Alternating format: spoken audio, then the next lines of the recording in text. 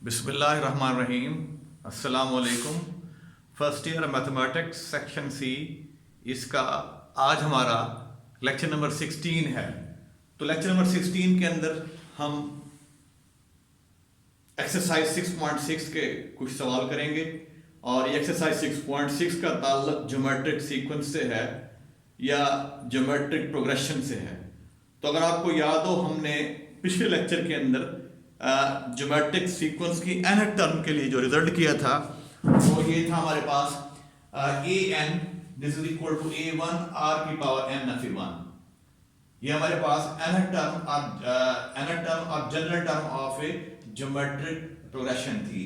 an this is equal to a1 r की power n f1। इसमें a1 जो है फर्स्ट टर्म थी, जबकि r जो है दैट वाज कॉमन रेशियो। ठीक हो गया। अब हम एक्सरसाइज 6.6 इस क्वेश्चन नंबर 6 ये पहले सॉल्व करेंगे। कह रहा है which of this sequence is this.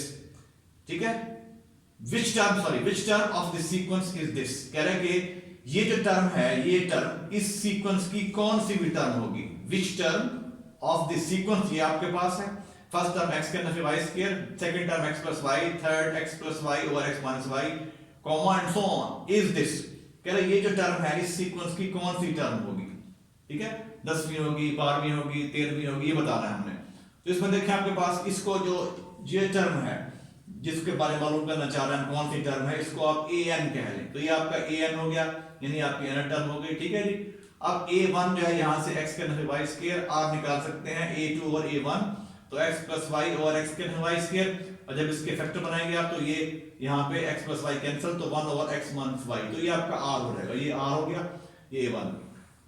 we know that an is equal to a1 r की पावर n f1, या कीमत दर्ज कर देनी है।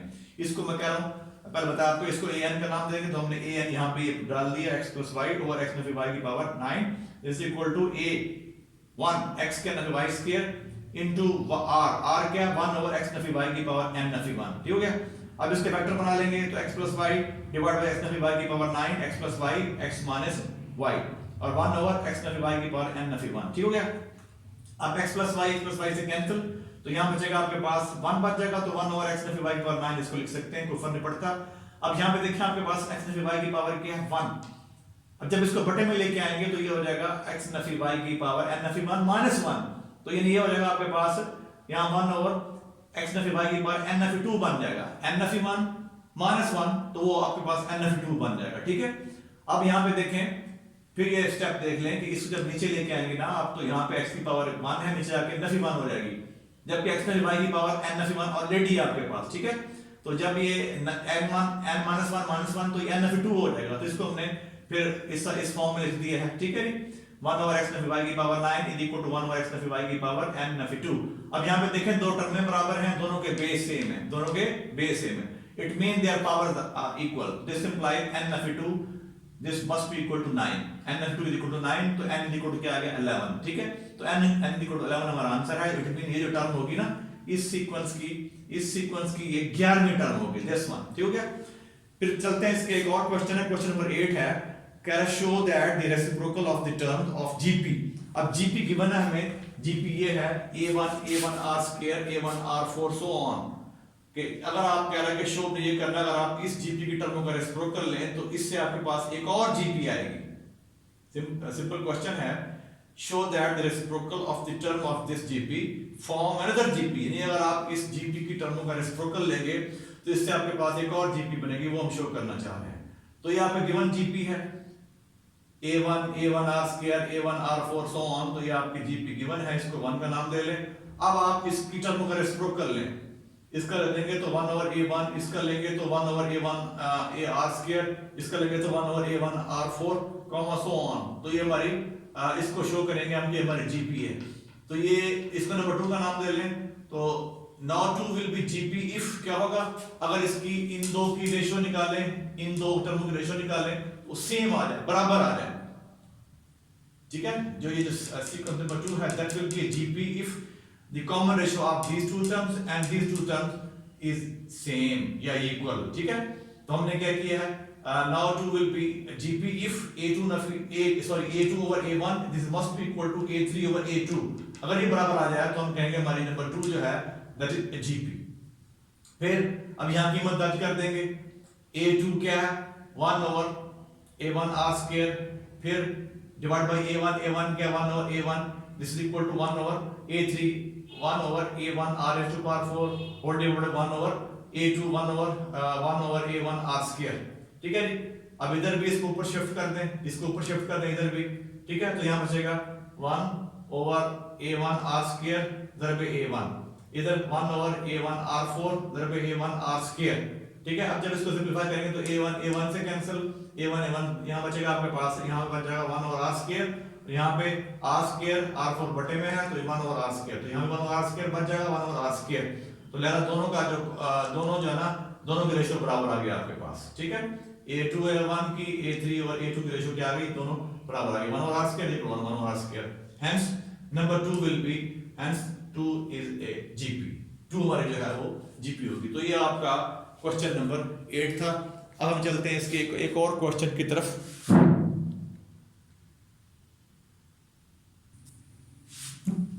एक्सरसाइज 6.6 का क्वेश्चन नंबर 12 है, कह रहा है if 1 over a 1 over b 1 over c are in GP then show that the common ratio is this. Common ratio क्या है, इज a ओवर c का जदर और 7 प्लस 1। ठीक है, अब इसका सॉल्यूशन देखें। अब गिवन है 1 over a 1 over b 1 over c are in GP. अब जीपी में है तो इट मीन इन दो की रेशियो आर होगी, कॉमन रेशियो जो है। ठीक है, यानी बराबर होगी। ठीक है, तो लिहाजा कॉमन रेशियो इसको हम आर का नाम दे रहे हैं। दिस इज इक्वल टू क्या हो जाएगा A2 ओवर A1। तो यहां से इसको सिंपलीफाई करेंगे तो 1 over b over 1 over a, तो ये आ जाएगा a ओवर b, इसको नंबर 1 का नाम दे लें। Again from these two terms यानी A3 ओवर A2, वो भी आपके पास r ही होना चाहिए। तो ये r जो है वो क्या हो जाएगा, ये हो गया हमारे पास 1 over c over 1 over b, और जब इसको सिंपलीफाई करेंगे तो आपके पास जो है ना ये r जो है ये आ जाएगा b बाई c। यहाँ पे r क्या आ रहा है a पावर b, यहाँ पे r क्या आ रहा है b ओवर c। अब इसको number r equal to a over b, r equal to b over c, इनको मल्टीप्लाई कर दें साइड बाय साइड। जब मल्टीप्लाई करेंगे तो r कर पे r स्क्वायर, और जब इनको मल्टीप्लाई करेंगे साइड बाय साइड तो ये b से कैंसिल, तो ये r square equal to a c आ जाएगा, a ओवर c आ जाएगा। जब इसका स्क्वायर रूट लेंगे तो r इक्वल टू ये आ जाएगा जमा नफी जदर के अंदर a ओवर c। तो ये हमने शो करना था कि r हमारा क्या कॉमन रेशियो है, शो करना था कॉमन रेशियो जो है इसके बराबर है a ओवर c का जदर और 7 प्लस माइनस। ठीक हो गया। अब हम चलते हैं क्वेश्चन नंबर 9 की तरफ। यहाँ पे कह रहा है find the nth term of A GP. nth term मालूम करनी है जीपी की। कह रहा है अगर उसकी पांचवी और तीसरी टर्म की रेशियो 4/9 हो और उसकी जो सेकंड टर्म है वो 4 और 9 हो।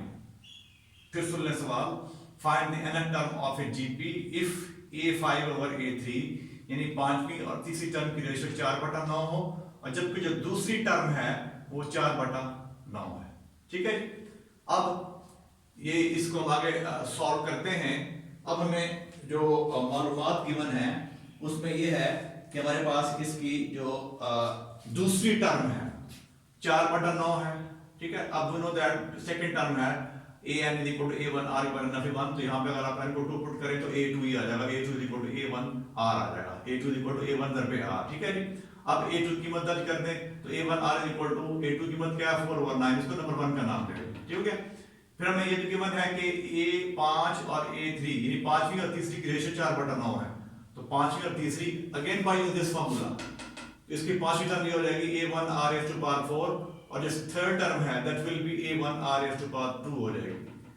ठीक है, इज इक्वल टू क्या है, रेशियो क्या है 4 over 9, तो सिंपलीफाई करेंगे तो a1 से कैंसिल, तो r square equal to 4 over 9, तो r is equal to r के हमारे पास दो ऑप्शन आ गए, r is equal to +2/3, r is equal to नफी 2/3। ठीक है जी। इफ r जो है वो 2/3 हो, if r is equal to 2/3 then from 1 से यहां से तो a1 जो है ये निकाल लेंगे तो a1 एज इट इज जब पे r क्या 2/3 लिया हमने इज इक्वल टू 4 over 9, तो a1 विल बी फिर क्या हो जाएगा a1 जो है 2/3 हो गया, a1 2/3। तो हेंस जनरल टर्म क्या होगी इस केस में an is equal to a1 r की पावर n/1, तो a1 क्या 2/3 r क्या 2/3 की पावर n/1, तो हमारे अल्टीमेटली जब इसको सिंपलीफाई करेंगे तो आ जाएगा 2 over 3 raised to power n, 2 over 3 raised to power n, तो ये आपकी जनरल टर्म होगी जब आपका r जो है ना फिर 2/3 सॉरी आर जो है 2/3 है और a1 2/3 है। फिर जब आपका आर जो है -2/3 होगा, -2/3, then from 1 again from this 1 we have a1 जो है वो नफी 2/3 हो जाएगा, ठीक है। अब फिर यहाँ से कीमत दर्ज कर देंगे, so an is equal to a1 r की पावर n नफी 1, तो ये आपके पास नफी 2/3 इंटू -2/3 की पावर n नफी 1, ठीक है। फिर जब इसको सिंप्लीफाई करेंगे तो आपके पास याद रहे यहाँ पे ये 1 है, ठीक है जी। और जब इसको सिंप्लीफाई करेंगे तो हम हमारे पास an जो है ये आ जाएगा नफी 2/3 होल की पावर n। तो आपके पास जनरल टर्म ये भी पॉसिबल है और ये भी पॉसिबल है, n टर्म ये भी पॉसिबल है, ये जो दोनों पॉसिबल आंसर ये और ये होंगे, ठीक है। तो ये आपका क्वेश्चन नंबर 9 था। अब बाकी इसके क्वेश्चन जो आपके होमवर्क के अंदर है वो आप खुद करेंगे इंशाल्लाह।